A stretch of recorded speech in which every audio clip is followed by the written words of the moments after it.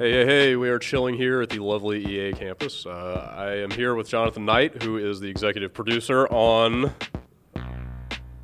Dante's Inferno. There it is. So how did you guys approach, the original story, the original epic poem, and how are you kind of respectfully sort of shaping it into something that fits with a video game? I'd say the first idea was really to do like a big epic action game where you go to hell and sort of that medieval idea of hell, that kind of Christian mythos, sort of medieval mindset around there's 9 rings and you're descending down and Lucifer's at the center of the earth and there's all these crazy creatures. The name that keeps coming up is Dante Alighieri, and so nobody has kind of thought about it more than this guy. So why not kind of deliver on his vision of hell in a video game? And that's kind of where it came from. On the one hand, the setting is kind of perfect, and the whole sort of theme and kind of philosophy around hell and who goes there and why, and the 9 circles and what order they're punished in, and where all the rivers are and the mountains and the trees and all of that kind of setting stuff is perfect, and we're going to be really faithful to that. On the other hand, there's not a strong story. It's kind of boring when you read the poem, not a lot happens, and so I think that's where we've probably taken more liberties. Did you guys basically just take all that stuff whole hog into the game, or are you kind of taking some liberties with the enemies and some of the level designs? At the beginning of the level design process, we start with the poem and pick out kind of the key elements that Dante talks about. He describes some circles in more detail than he does others, so of course we have to make up stuff where he's not describing it. And then in some cases he describes maybe way more than we could actually do, and we have to pick and choose. But for the most part, we really use the poem as sort of the inspiration for the first kickoff of every level design. Do you guys worry at all that you're kind of skirting dangerous ground for some people? I mean, are you sort of treading too close to some people's kind of core beliefs, or how are you handling the kind of modern relevance of this sort of material? The idea of the 9 circles of hell or the 7 deadly sins, this is all stuff of his invention. It's not really kind of part of the religion proper. And so I hope that people, if they didn't know that about Dante, that they learn that about Dante, that he's really kind of writing outside of all that, and we're just telling his story and his fantasy, really. Do you guys think you're going to put the Cliff Notes version of the Divine Comedy in the box, maybe kind of get people up to speed?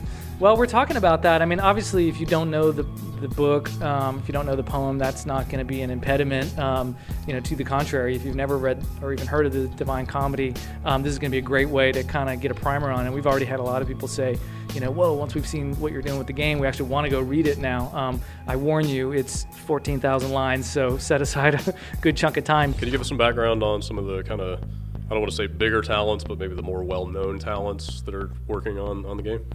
Well, I mean, it's a very ambitious project, so one of the things for me starting out was putting a really world-class team around this. I'm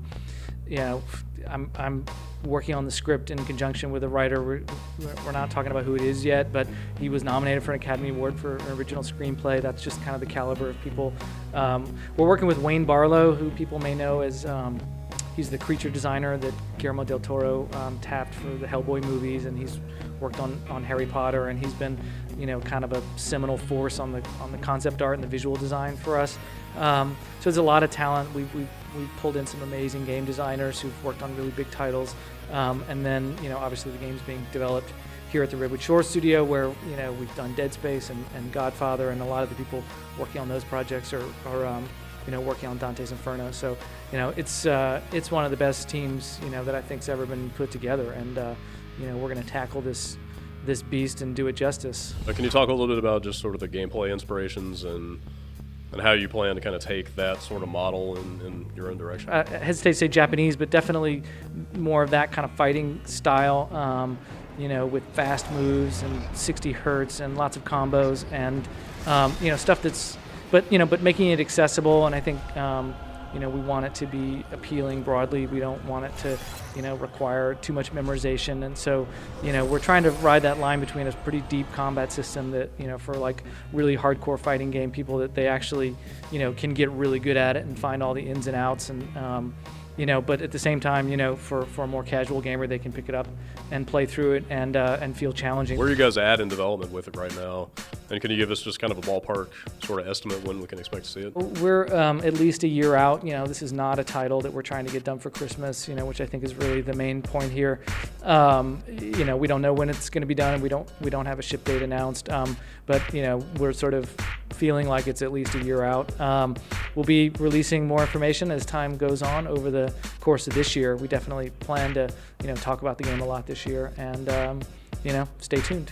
Is this kind of like a brilliant, radical new direction for game development with EA, like tapping the public domain, finding these sort of recognizable properties that you don't necessarily have to pay licensing fees for? Well, my next game, I can world announcement, but the next game is going to be Sense and Sensibility. And line the hoop skirts with blades and spin attack potential. Awesome. There you You're go. hired. There's some free game design advice right there. Cool. All right. Well, thanks for your time. Appreciate it. Thank Cool. you.